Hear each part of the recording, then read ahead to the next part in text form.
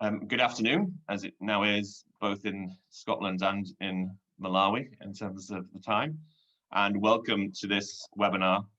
Could I ask, first of all, just on a housekeeping note, that everybody mutes when, in terms of when they're not speaking, just so we don't get a lot of background noise and feedback. And also let you know that in terms of this session is being recorded, and it may be used in terms of by the Balmore Trust in terms of promoting the project. So just let you know that the meeting is being recorded. So welcome to this session. We're going to be looking today at the project that's been undertaken by KASFA, for a Smallholders Association in Malawi, in partnership with the Balmore Trust. And the Balmore Trust secured a grant from the Scottish Government's International Development Fund Small Grants Scheme. And they've been working with Kathy Ratcliffe of Thrive, who has worked with the Trust and with KASFA on this project that we're going to be talking about. And we're currently, in terms of working on, and we'll certainly be producing an end of project report. The discussion today will be looking at some of the experiences, some of the challenges, some of the opportunities that have arisen during the time of the project. I'm Martin Rhodes from the Scottish Fair Trade Forum. We are facilitating this session today. I'm very pleased to do so. In terms of our panelists, I will ask each of them to introduce themselves in turn when it comes to the first question that I put to them, rather than spend a lot of time at the beginning with everybody introducing themselves. So we'll just take it in turns. When people come to contribute, they'll say very quickly in terms of who they are and where they come from. As I mentioned already, this project is led by the Balmore Trust, and I'm going to begin by going to Joyce Davidson of the Balmore Trust, just to ask her something about the background in terms of who the Balmore Trust are, and how they've been working with KASFA in Malawi and with JTS in Scotland, in terms of just give us some background to, how did we get to the stage where we had this project? So over to you, Joyce. Thank you, Martin. I'm Joyce Davidson. I'm a board member of the Balmore Trust and also chair the Balmore Trust Project Committee. I'm a relatively new member of the Balmore Trust, but just to give you a little bit of background, I know that many of you will be familiar with the Balmore Trust, but for anyone who's not, we're a fairly small charity established in 1980, so we've been around for a long time and based in the west of Scotland. At the start, the Balmore Trust set up a shop in the old coach house in Balmore with the aim of raising money to be used as grants to support projects and organisations with which the members had personal contact. And I think it's that personal contact and partnership working that's been the hallmark of the Balmore Trust, and something that really appealed to me when I first became aware of them. Following its startup, ongoing conversations with partners it was working with, it resulted in Balmore Trust moving on from just giving grants to realising that providing a market for the sale of fair trade goods mattered more to many of our partners. The relationship with KASFA developed from an initial contact in 2008, when I think there was a representative of KASFA at a trade fair at the Scottish Exhibition Centre organised by the Scottish Government. Members of Balmore Trust then visited Malawi the following year to find out more about KASFA and the Killabero rice growing. And following that, the idea of developing a business to import and sell the rice in the UK followed. This led to the establishment of our partner organisation, Just Trading Scotland, now known just as JTS, and you'll hear more about that from John Ritchies shortly. Since 2013, the Balmore Trust, together with JTS, has had a number of projects working in partnership with KASFA, funded by a series of Scottish Government international development grants. These have included supporting KASFA to improve their rice yield using seed multiplication techniques, and more recently the building of shallow wells and training in water stewardship to help combat some of the climate challenges. In recent years, it's become apparent that fair trade certification has become very important to consumers. And after discussion with JTS and with KASFA, the Balmore Trust applied for a further Scottish Government grant to work with KASFA to try and achieve World Fair Trade Organization membership. we were awarded a 3-year grant, which started in April 2018 and has just come to an end. And you will hear lots about that as we go on. I'm going to stop there, just leaving that as a bit of scene setting and background. Thanks for that, Joyce. I think that's useful in terms of just giving the general background. I'm now going to ask John Ritchie's in terms of JTS. You mentioned Just Trading Scotland, JTS. Just to say something about in terms of JTS and its relationship with KASFA. You're on mute, John. Thank you. Yes, I was going to say I've been involved from the start. I'm actually speaking to you from the coach house, which was our shop, which is now my house. And we moved that to a water mill in Mulgai, so we're bigger and more exciting premises now. We got involved in overseas trading when Eswatini, who do jams and marmalades and spices, wrote to us, and we started actually just importing as a kind of hobby out of our cellar, and it grew. And as Joyce mentioned, the meeting with KASFA at the SECC here in Glasgow was critical. I first met KASFA in December 2008 and talked to the farmers, and that was a big experience, just hearing how important cash crops were to the farmers and what they did with it. It meant they could educate their children and put roofs on their houses and begin to develop their family and their communities. So it was very quick. That was December 2008. Our first container of rice arrived just in time for us to have rice for Fair Trade Fortnight in 2009. It's probably the fastest container we've ever had. But we did. And JTS was formally set up a bit after that. And we were selling it initially a lot through schools. One of the farmers had said, you know, what he really used his cash for was educating his children. And we worked out there and then that he needed to sell about 90 kilos of rice to send a child to school for a year. And that was the big kind of sales move that we made. And we, having never sold rice in our life, we've sold this container quite quickly and had ordered another one by the end of the year. So it's been a developing relationship. And one of the most important things has been the visits we've had from farmers here. And some of you I know have met them as we've gone around. And that's built a partnership which I think has been quite exceptional. And that's really been behind the kind of development projects and things. But it's working closely with farmers to hear what their needs are. And we've been lucky to get the money from the Scottish Government. We're in a good position to do that. And I think that's been a quite exceptional partnership. Thank you. Thanks, John. And just to follow up on that, I mean, picking up was what Joyce said about World Fair Trade Organization membership and KASFA applying for that, but also JTS have recently become a WFTO, World Fair Trade Organization member. Can you tell us why you decided to go down that route? Yeah, I think I was listening to Joe Osmond, who was at Tradecraft, who was doing a webinar for us the other day, and he was saying, you know, the difficulty is if you self-certify, there's a danger you become complacent and you don't actually sort of question yourself. So I think some sort of external certification is really very important for the organization itself. It's not just marketing. I mean, that is really important too, that you tell your customers that, you know, it's not just us who's saying this, but you can rely on this being good.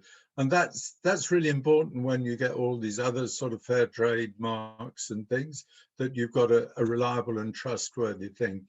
But I do think it's also important for us to keep us on the mark, that we really think hard about how we build our relationships with people overseas and how the quality of the partnership we have. And that's been really good for us, I think. There's no doubt that it is a very useful thing for for marketing purposes, and that distributors and shops and wholesalers value that. It's been important because some of the big people who buy from us were going down that route, Tradecraft, Oxfam, and they wanted us to do it. And I think it's also about building solidarity across the fair trade movement so that we do actually, support the mechanisms that are there within fair trade, make them strong, respect them, and work with them.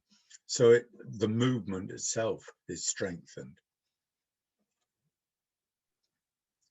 Thank you, John. I'm now going to go to Masangwi from KASFA.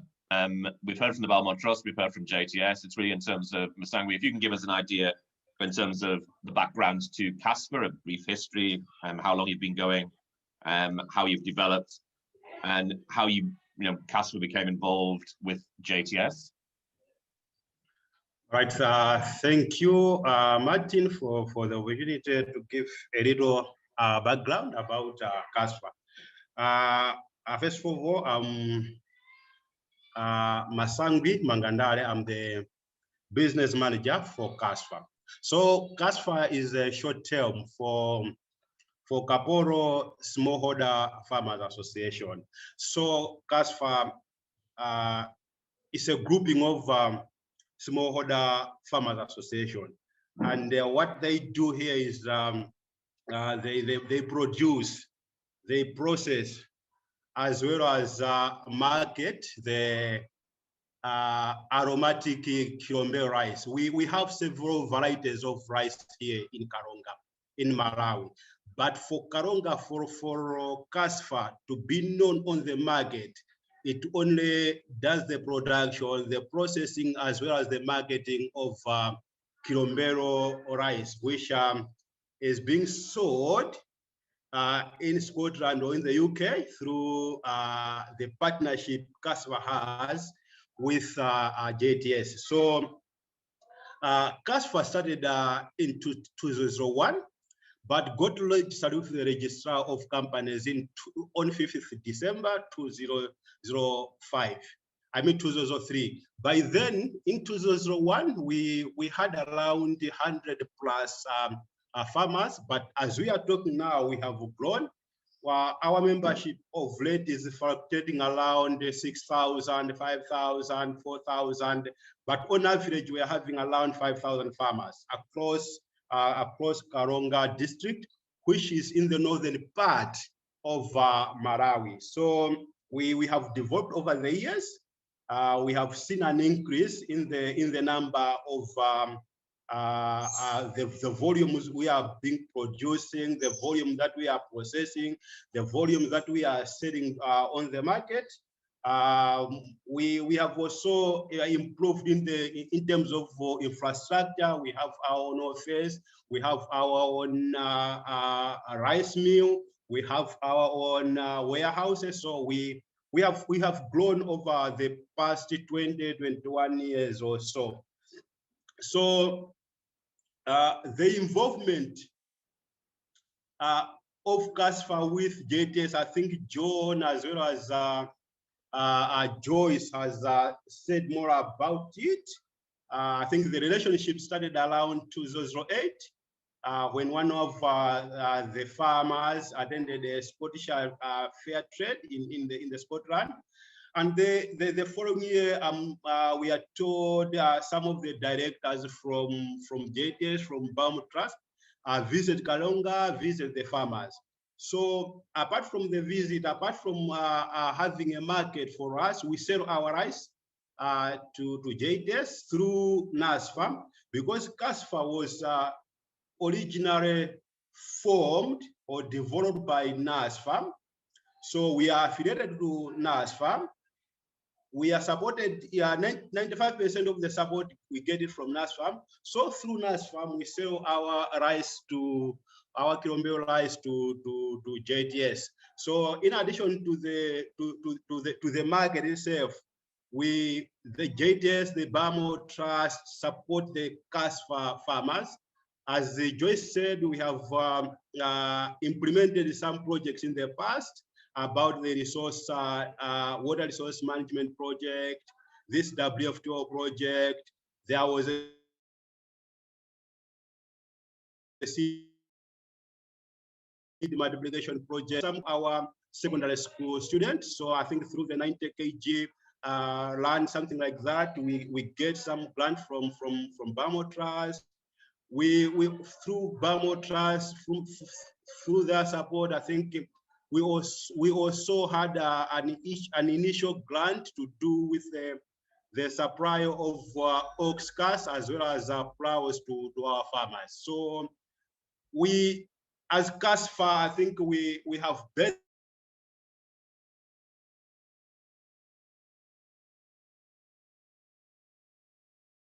from the relationship.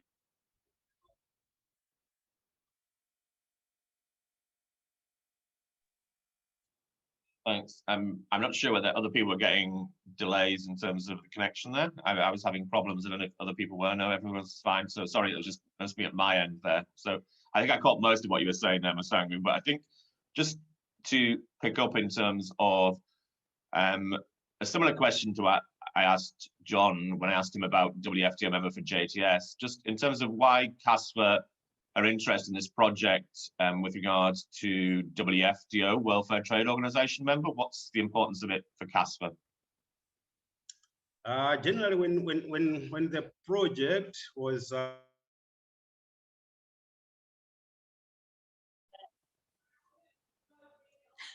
and also with KASFA quarterly. Initially, that was in person in Malawi, and then as the global pandemic stopped international travel, I met with KASFA quarterly by Zoom. And when I was meeting with KASFA, initially I was meeting both staff and board, and then later I was meeting just staff when it was Zoom. So the main thing I was doing with KASFA was we worked out together and kept monitoring a very detailed timetable of how KASFA could comply with WFTO principles and criteria. So that was the biggest task.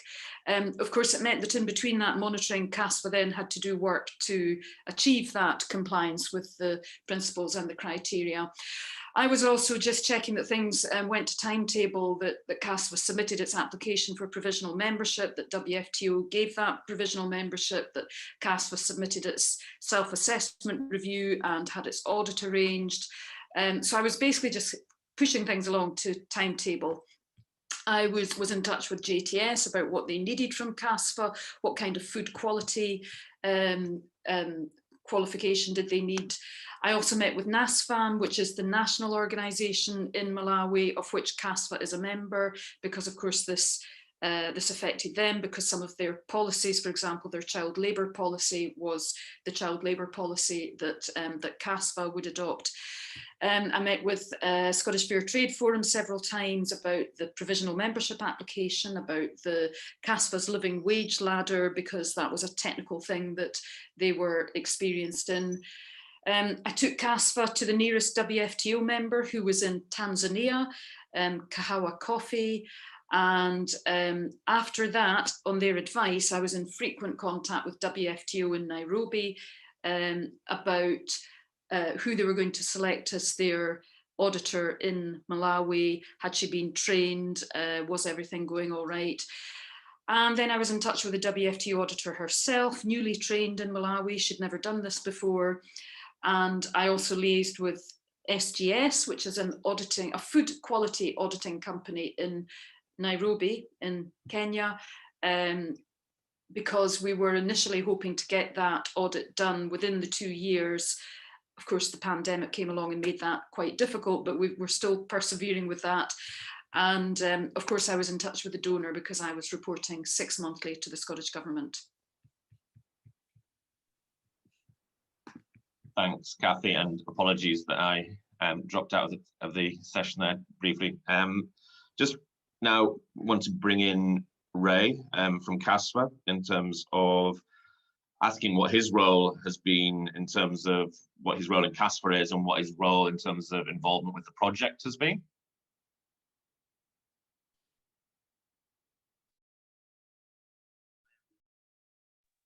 We can't hear you, Ray.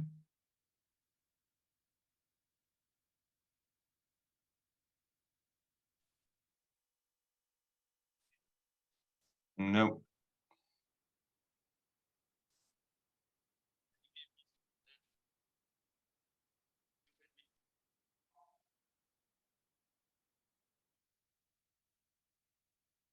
Maybe while you're trying to sort that out, Ray, I'll come back to Kathy, and we'll come back to you, Ray, once we've spoken to Kathy again, if that's okay. So Kathy, just to ask you, obviously you set out what your role is in the project and what you did. What were the challenges in the process? What challenges did you meet, and what challenges did KASFA meet in terms of this project about achieving WFTO status? Yeah, I mean, there were several challenges. I mean, there were also some obviously good things, like the fact that KASFA was by and large ready formed as an ideal organisation to go forward for WFTO membership. But the kind of challenges that we met, well, obviously the COVID-19 pandemic, because that came along just halfway through it. So that meant that there couldn't be a WFTO auditor coming from overseas. So that meant that there would have to be a Malawi-based auditor, and there wasn't one. So that meant that KASFA was the one who was in the position to recommend people. WFTO had to choose someone, then WFTO Africa had to train that person, and then that person essentially learned on the job. So, you know, there were bits of confusion about what report she had to fill in. So that was one challenge that was caused by the pandemic. But of course, WFTO actually is very happy now to have an auditor in Malawi. So it's probably something that they might have wanted to go through anyway.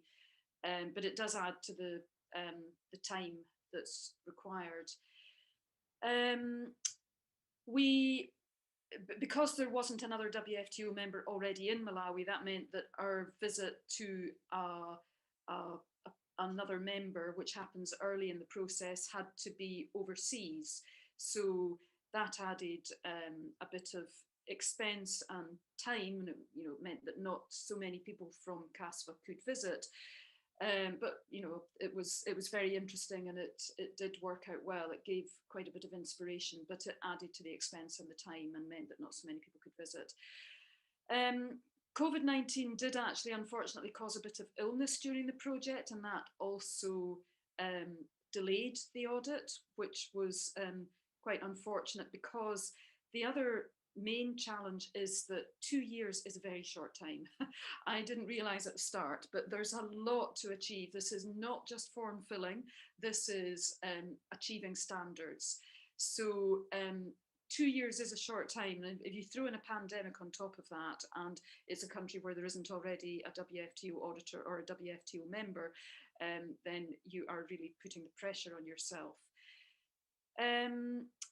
Just the other thing that we did alongside this was we were having this food quality audit, ISO 22000, because that was the qualification that KASFA had already achieved previously, and therefore it had to be updated. That, of course, was also affected by the COVID pandemic, because food quality kind of obviously has to be actually inspected in person. And while the pandemic stopped an auditor for food quality coming from the auditor themselves in Kenya, they did consent to a remote audit, but only of stage 1. By the time they decided on that, it had become essential that KASFA would have to comply with the 2018 standards, not the 2005 standards.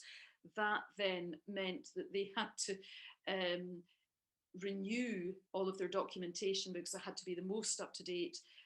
So that again delayed it. So COVID-19, I would say, is probably that, plus being the first WFTO member in a country in which there's no WFTO auditor. I think those are the main challenges that we encountered.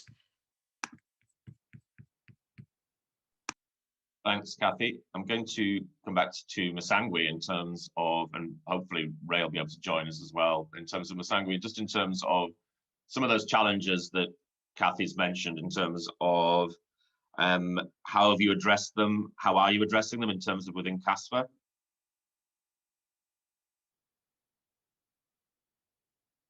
Thank you very, very much, Martin.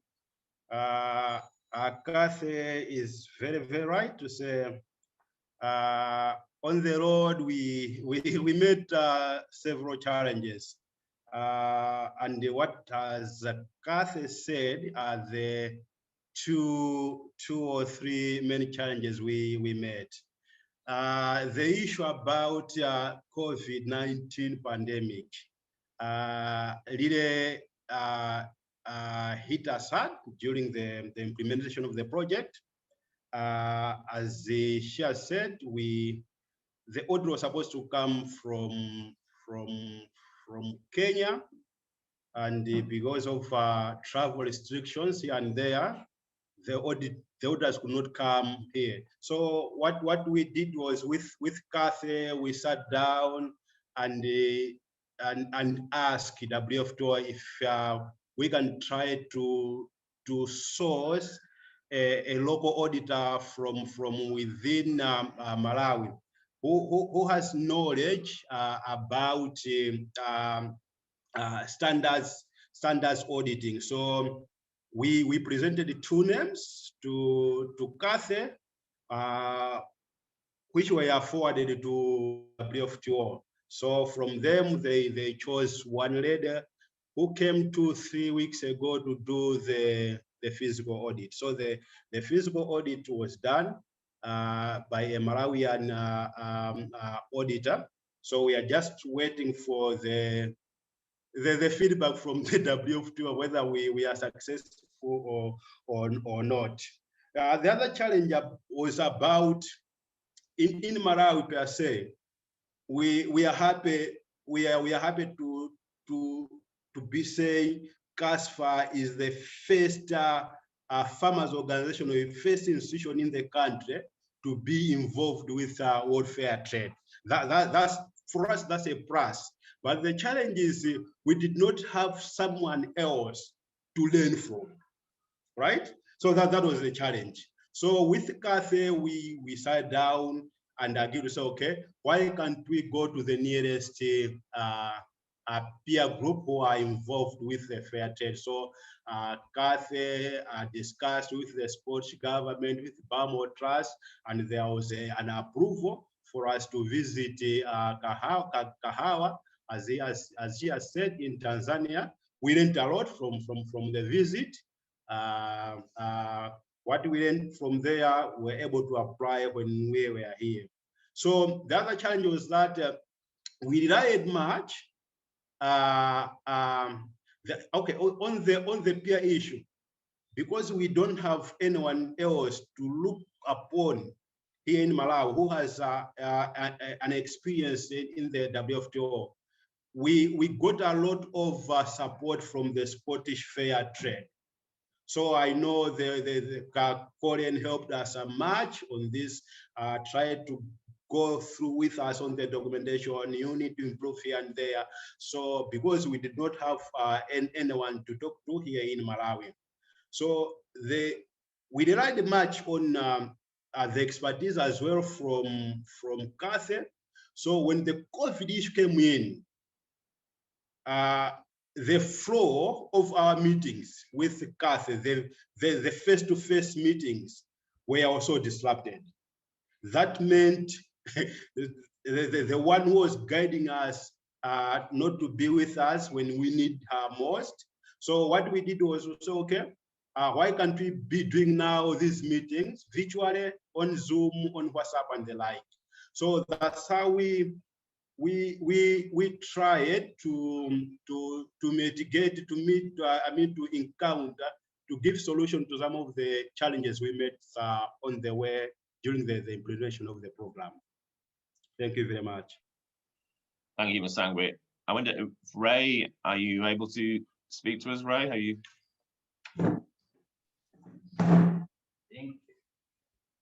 I'm still having some problem. I don't know whether you can hear me. We can hear you. It's not very loud, but we can hear you just. Hello? Yep, it's not very loud, but we can hear you. Okay. I don't know if you want to just say, yep, if you want to just say, we can hear you now. I think if you want to just say what you're, go back in terms of the question I was asking you in terms of what role you have with KASFA and how you've been involved in the project. and some of the challenges in terms of Masangwi has mentioned as well? Okay. What really happens is that I receive raw materials from the smallholder farmers of KASFA or the associations. After receiving the raw material in form of paddy,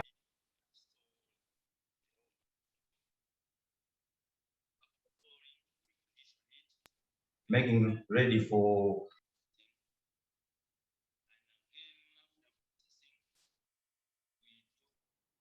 Sorry, Masangwi, I think you need to unmute because I think we're picking up Ray from your mic. So I think you need to unmute and then we can hear Ray fine while you're unmuted. If you can just unmute Masangwi, I think we'll be fine.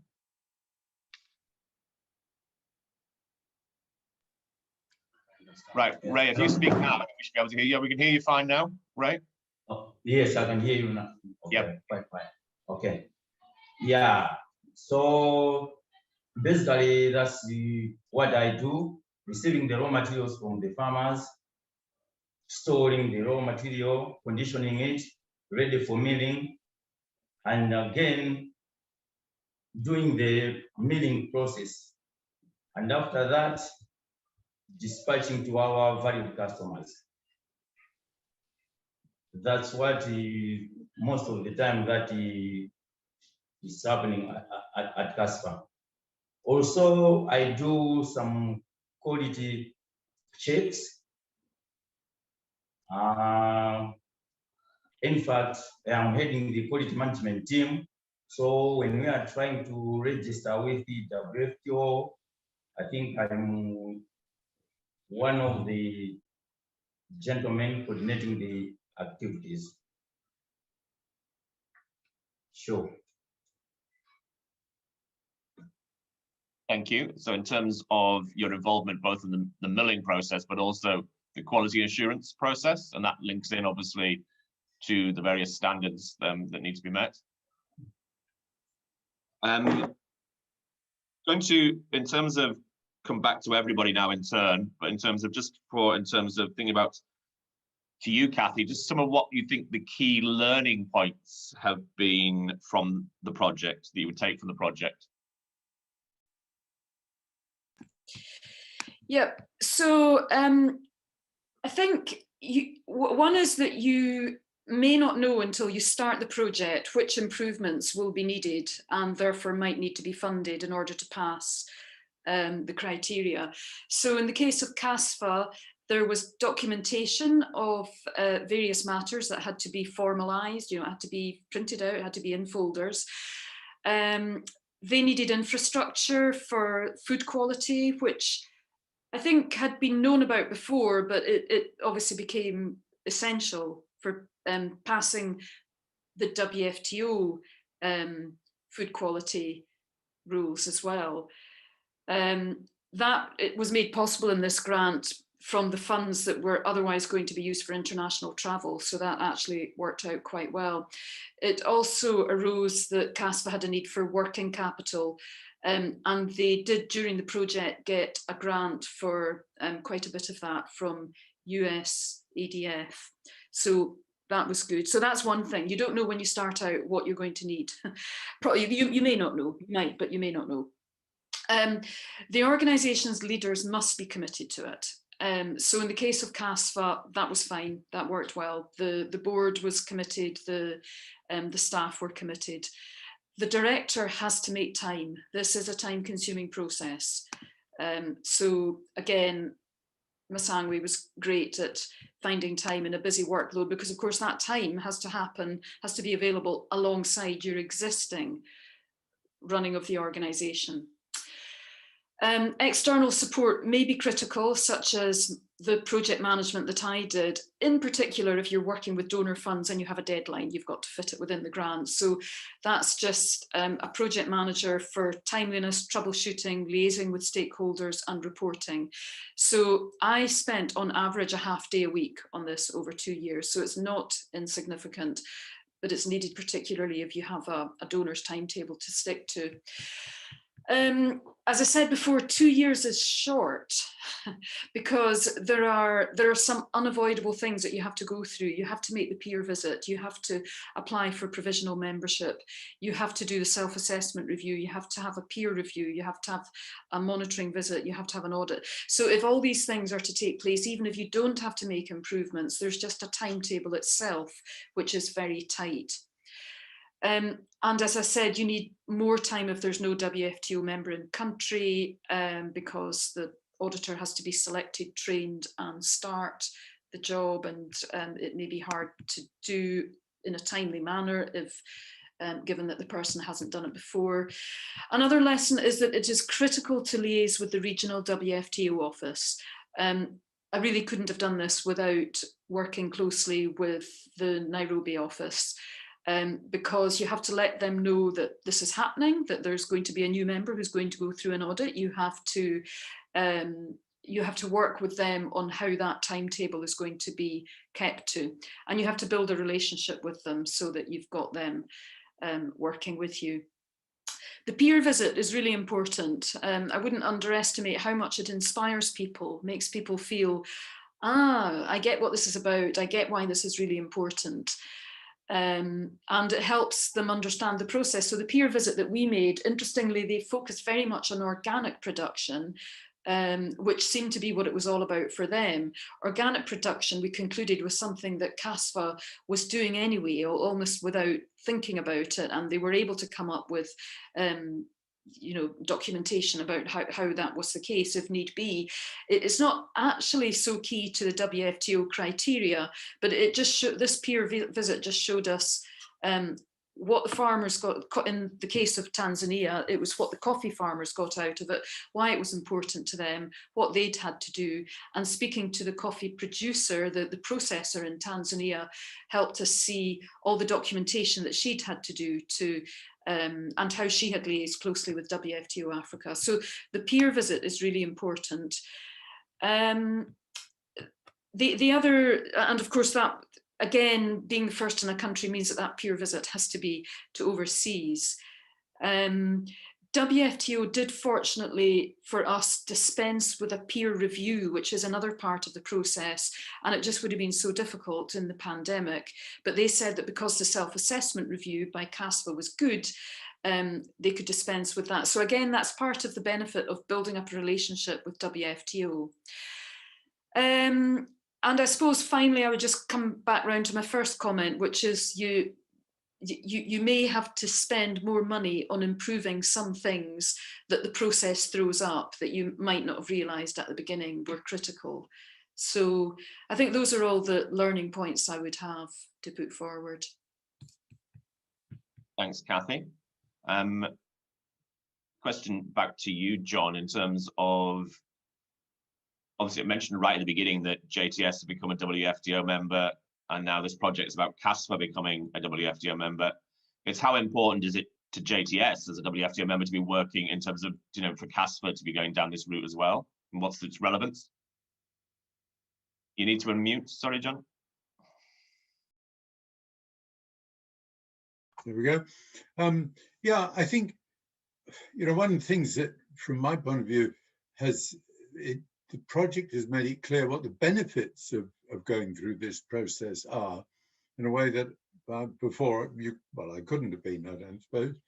But I think at one very broad level, it means that both JTS and KASFA have now been through this process. We've got more confidence, it's a kind of basis of trust and understanding that we're both doing this. And I'm sure that helps to strengthen the partnership and the trust that there is and the understandings of what's important, particularly around quality. We always say we're fine food, fair food, and that's been very important. It's certainly very important. We were lucky to get listed by the Ethical Consumer as the best rice, but it's a mixture of quality and fairness, which is going to make these products successful. And being assured that that KASFA has gone through these processes, getting the ISO certification. That's really important in this. And I mean, just as a proof of this, we now feel it'd be really good if we could work with Meru Herbs in Kenya and help them get a WFTO certification, bring them into the fold, as it were. So I think for us, it's been a very strong learning experience about the value of these things and understanding how they work and how they promote both, you know, fairness and transparency, but also quality within the organizations that you're working with. Thank you. And Msangwe and Ray, from KASFA's point of view, has this project been worthwhile? As it comes to the end, we've heard about all the challenges and how you've dealt with them. But just in terms of, has it from KASFA's point of view been worthwhile to go through this project? Yes, and we don't regret to be part of this project. We don't regret. We are very, very happy. It was really worthwhile to implement this project for several reasons. I think in the district, we are proud to say we are only an association or a farmers organization with farmers with good knowledge about the WFTO, the 10 principles. If you go around the district and meet some of our farmers, they'll be able to explain to you the 10 principles of world fair trade. So it was really worth doing it, and we will not stop from here.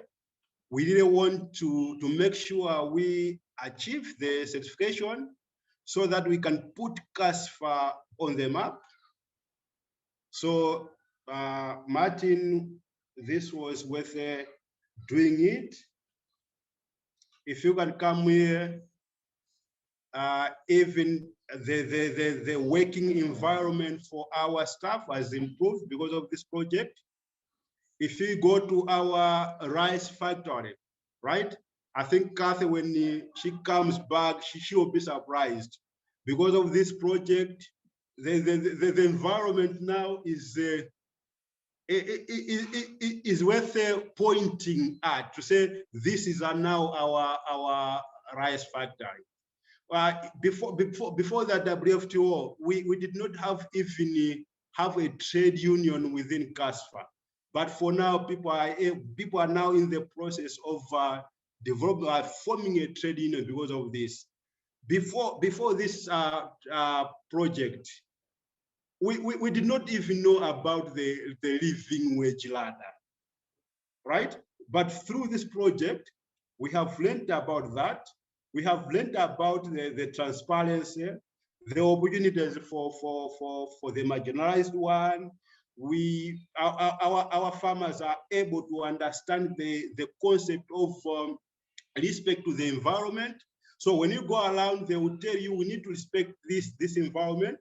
We don't need to put in more fertilizer than the recommended RS because we will be damaging the environment. So from us, this is the project for us. This project fits us because at the end of the day, the smallholder farmer will be the ultimate beneficiary from the project. So it was really worth doing it. Thank you, Msangwe. And Ray, do you want to add anything to that? I'd like to see the food production. Sorry, Craig, can we wait? We're just looking for Ray to say something here. Sorry. Still having problem. Can you hear me? Yeah, we can hear you. All right.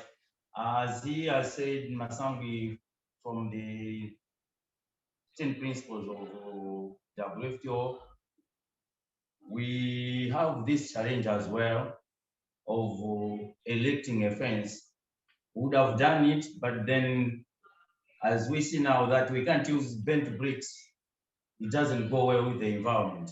So we're thinking of doing it with the cement blocks. And you also need a changing room. Yeah, because now we're using temporarily some room. So at least this WFTO has been an eye-opener, and I think we are going into the right channel. Sure. That's what I mean. Great, thank you. I think it's, from my point of view, I don't know what other people might think, but in terms of, it's really good to hear that this wasn't just a sort of paper process, but actually is a process that's actually encouraged, you know, in terms of improvements, and you know, in terms of, and also just in terms of understanding of what the principles of fair trade are and so on. I think that's really, really valuable thing that I would draw out of what you've just said there, in terms of, I think, very important point that you make. I'm going to have opportunity, if anyone has any questions, if you can indicate in the chat any questions, and we will take them from there. But before we do that, I'll go back to Joyce, who started us all off when we were asking in terms of the Balmore Trust. But I think in terms of, just to really, in terms of, you know, as it's a Balmore Trust project, what are your thoughts in terms of how important the project has been? Thanks, Martin. I think you've heard a lot of that from other contributions of how important the project is to KASFA. I think from a point of view of the Balmore Trust, we've learned a huge amount doing this project. It's a very different project from things that have happened in the past, which were much more practically focused, you know, distributing ox carts, tarpaulins, looking at rice multiplication, building wells. Those are very different from the work that's gone into this project. And I think we've learned a huge amount. And as Kathy pointed out, you don't really know what you're getting into till you start, and being aware of that for future projects is really important. I think hopefully we can use that learning to then help some more of JTS producer partners who are keen to work towards WFTO status. And I think for us that's an important part of this. We've also, I think, in order to do this project, we've had to look at how we're managing grants and projects within the Balmore Trust. We've had to change some of our structure, and we've developed a working partnership with Kathy and Thrive, which has been really important. And again, hopefully these are things that will put us in a better position to take projects forward for the future. So yes, I think this has been really important for us. Thank you, Joyce. I'm just looking in terms of the chat. No one's put any questions in as yet. Does anybody want to, in terms of, indicate they want to ask a question? We've got time for a couple of questions only. Yeah, Martin, I know you can buy this like from Trade Craft, and you can buy it from Sets and Churchy, who like the Church of Scotland. They sell the rice because they're buying from Trade Craft and Wealth, and you can buy it from the Africano shop on Gate Western Road. So that means some places sell this rice and they are not a member of BAFTA. But they buy the rice in because it is Africano rice, and there are Africano people who sell the rice. So there's other people, in terms of, you're asking where the supply is in terms of within Scotland of rice, and who sells it. I mean, I don't know, in terms of, John might want to say that in terms of from JTS's point of view. Sorry, you're on mute there, John. Yeah, yes, I mean, the first place is if you have a local fair trade shop, you can buy it there. I mean, you could buy it in Gavin's Mill in Mulgai, or you could buy it in Paisley, but you can also buy it through JTS. So you go on the JTS website, there's an online shop there, and if you want to buy a 90 kilo challenge for your organization, you can also buy that through there. It's been one of the problems we've had over the last year is the fact that churches have been largely closed and certainly not able to do things like selling a lot of rice. So we're struggling a bit at the moment with the amounts that we'd bought in last year, and we have even a little campaign that if you would like to help us move that rice, you can buy some rice and we will donate it to a food bank, if you felt that was helpful. So yes, your local fair trade shop, hopefully churches when they get back and up and running, schools, and through JTS on its website, jts.co.uk. Buy away. Thanks, John, for that. In terms of, you've even got a chance for a commercial break there almost, John, in terms of that. Never miss a chance to sell. Well done. And just to say, that website for JTS is actually in the chat box as well. My colleague Colleen has put that in the chat box. Just want to go to a question for, I think, Masangwi and Ray from Zenon that's in the chat. Zenon says, wonderful presentation about the process. Well done to all the actors, especially the Farmers Association. What are the most challenging actions in the improvement plan for the Farmers Association? I mean, I suppose I just want to check actually maybe with Kathy first. Are we at the stage of an improvement plan yet? Or are we still waiting in terms of the audits to be finalised? Yeah, we don't have an official improvement plan yet. Right. I think we can guess from the draft report what some of the matters will be, and also from the process we can probably guess what okay. So in that case, Masangwi, in terms of just some of the challenges you think you face in terms of improvement that you think might be in the improvement plan or the WFTO might want you to address, have you any thoughts about that? Yes. Yes. I think Ray indicated some of them. From the ISO 22000 training that we have gone through over the past 3-4 weeks or so, and the requirements of the ISO 22000 to 2018 version. I think the issues to do with fencing will come out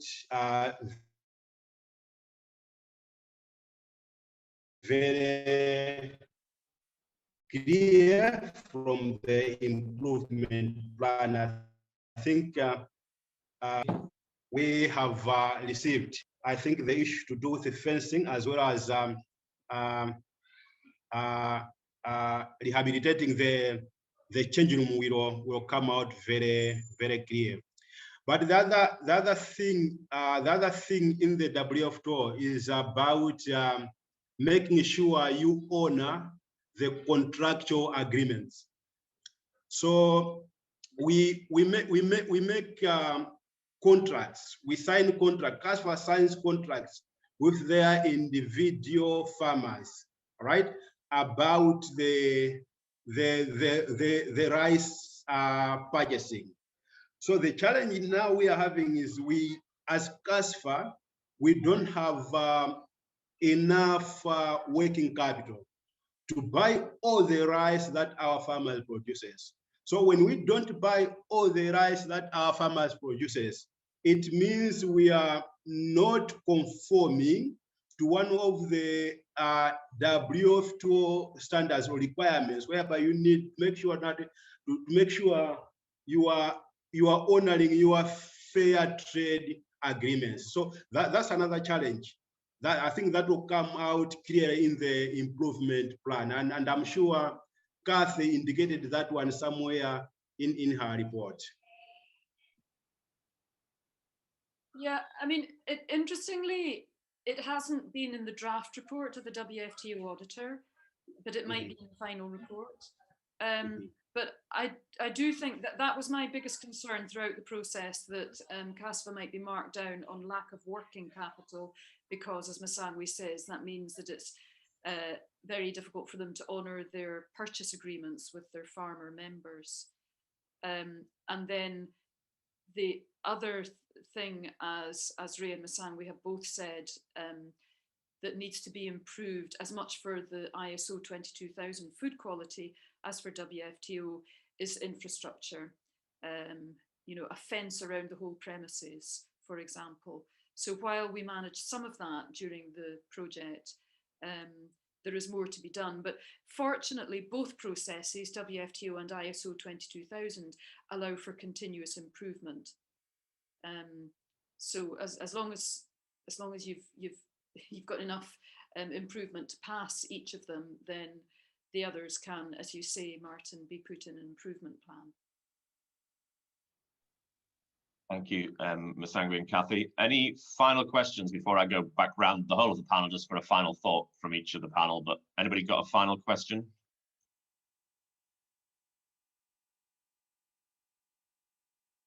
Sorry, Tina, were you coming in there? So you're on mute. If you want to get the final question in there, do you want to unmute?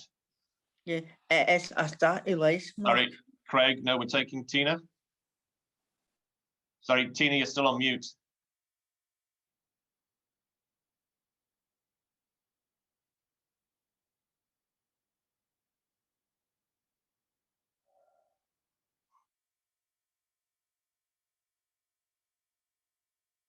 If it's not going to unmute, Tina, can you put a question into the chat, maybe?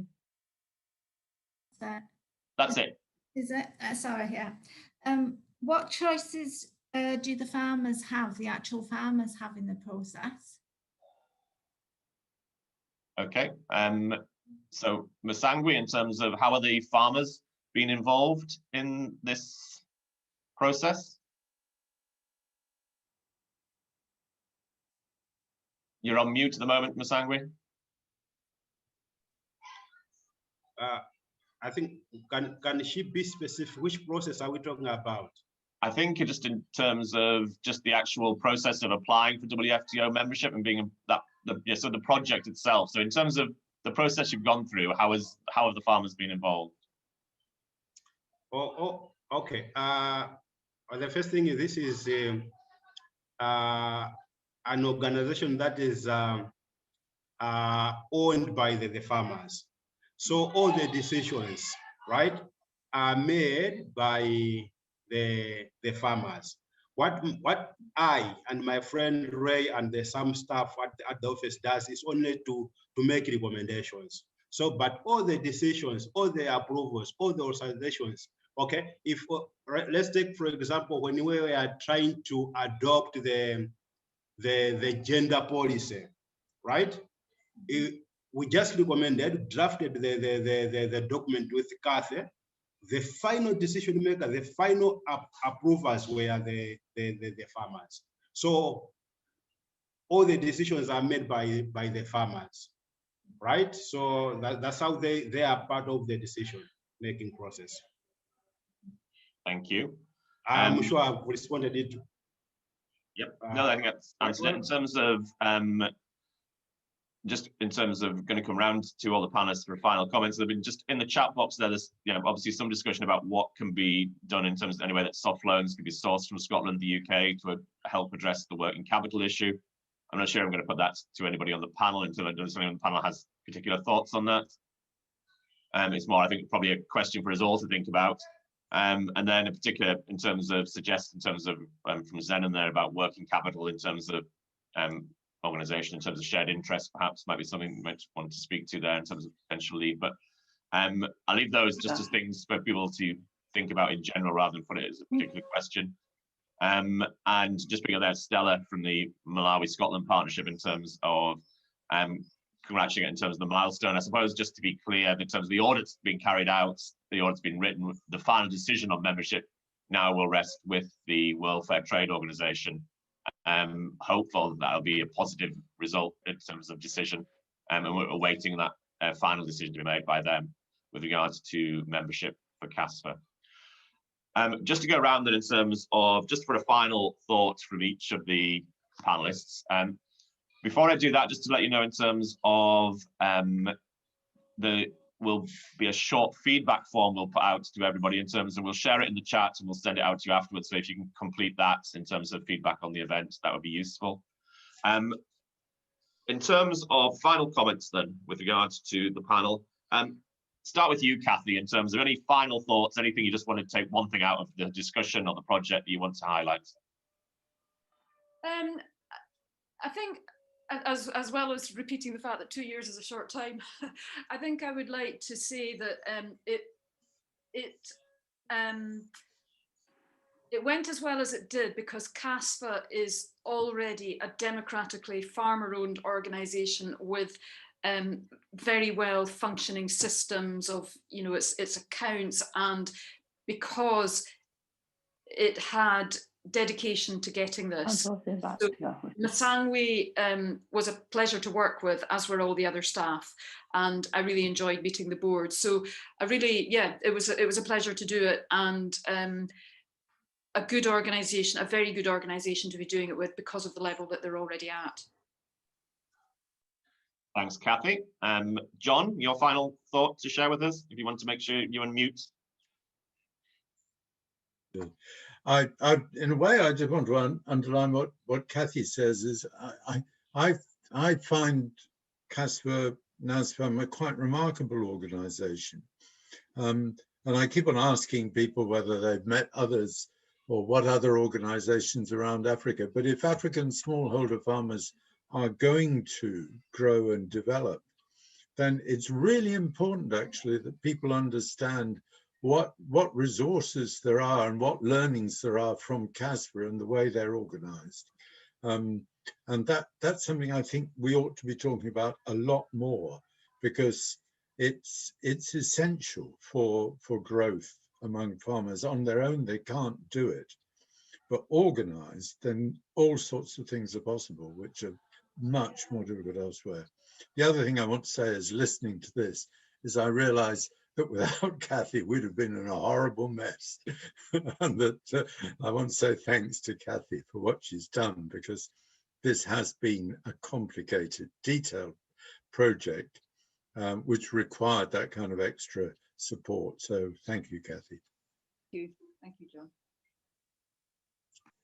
Thank you, John. And now go to Joyce to give her final thoughts.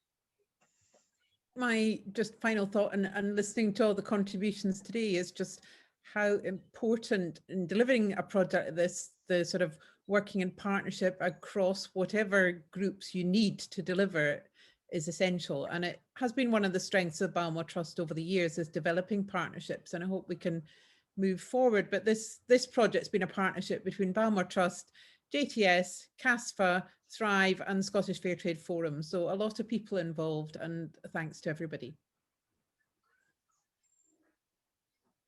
Thank you, Joyce.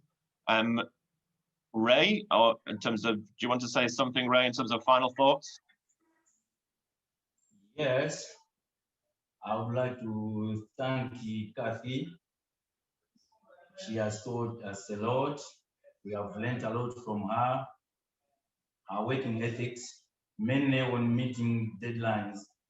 If we, as KASFA, can do what really she was doing, I think the WFTO certification will be easy for us. So once again, thank you, Kathy. Thank you very much, Ray. It's a pleasure working with you. Thank you, Ray. And just before I go to Masangwe and give him the final word, I noticed in terms of Stella from the Malawi-Scotland Partnership has a hand up. Stella, if you want to say something. Yes, thank you so much for the process that you've taken through this organization. I think this is a milestone in terms of opening up for international markets. Let's continue working together to ensure that we also have as many farmers organizations to get organized as this particular organization. As MASIP, we are going to make sure that we popularize this so that others can also learn from them. If there are others who are interested, we will not hesitate to knock on your door and ask you to also help them as the way you help them. Thank you so much. Thank you, Kathy. Thank you, John, and thank you, Joyce, and the others. Thanks. Thank you, Stella. Yeah, by all means, come and knock on the virtual door. Other organisations. I'm going to go now to a final word from Masangwe with regards to his final thoughts on the project.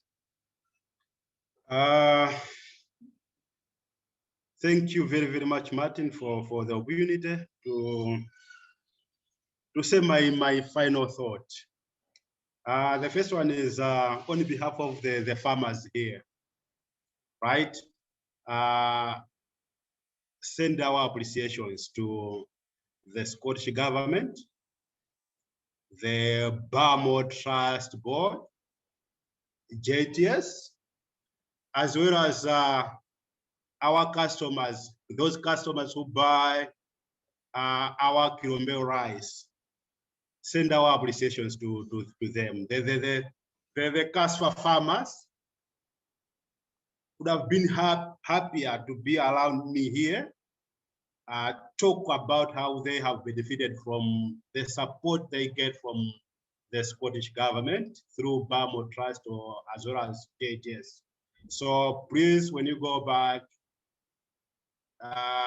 send these regards to them. It was really wonderful time to work on this project, and be assured it will not end here. The management as well as the board will try as much as possible to sustain this project. So assure everyone there, John, be assured, Joyce, be assured that this project will not end here. It will continue, because we realize the benefit that the farmers will get when they are World Fair Trade certified. To Kathy, I think I've learned a lot as a person. I think I've learned a lot from you. And when another chance arises, John, don't hesitate to give us Kathy for another project management as well. It was really, really wonderful to work with her. The guidance was quite excellent. And I think she knows that we love her because of the wonderful, wonderful work she has done with us. So Kathy, be assured you have a big place in our house here, a big place in the board, a big place in the farmers here. You have helped us. You really pushed us to make sure things were working. We are on time with our project activity. So, Kathy, we really thank you for this journey, and the group. Please, we thank you for the time. We thank you for giving us this opportunity to talk to our customers in the Scottish Government. Thank you very, very much. Thanks, Ms. Sangha. I just want to say that what a pleasure it is to work with you for all of us, and that just the fact you reply to things, you're there, you're so efficient and so pleasant and so helpful to deal with is wonderful. Thank you. Yeah, thank you likewise. And thank you for the thanks, Ms. Sangwe, and thank you for your patience with my pushing, which you're kindly saying that you appreciate. I didn't know I had you in my gift quite, but if you're willing, we'll offer you again. A real pleasure working with you, Ms. Sangwe, and all of your staff and your board. A real pleasure. And I think just to finish the meeting now, I think some of those final comments there show just, I suppose, the importance of partnership working across from Scotland to Malawi and back in terms of those links and working together and how successful it can be. And I think the other key thing, and I mentioned it earlier, I think it's come out for me of this, is actually the importance of this process of applying for World Fair Trade Organization membership being a process and being a journey and being about improvement and being about moving forward, not just simply a sort of a tick box exercise, a certification for the sake of it. It is actually about a process of improvement and of improving things on the ground. And so that to me is something I've taken from this. So thank you to everyone for taking part. Please do fill in the evaluation form, and particular thanks to the panelists, to John and Joyce and Kathy and Sangwe and Ray for joining us for this and sharing your thoughts and lessons and challenges and opportunities that come from this particular project. Thanks also to in terms of the Scottish Government funding the project as well. So thank you all very much. Thanks for joining us. Enjoy the rest of the day. Thank you. Thanks, Martin.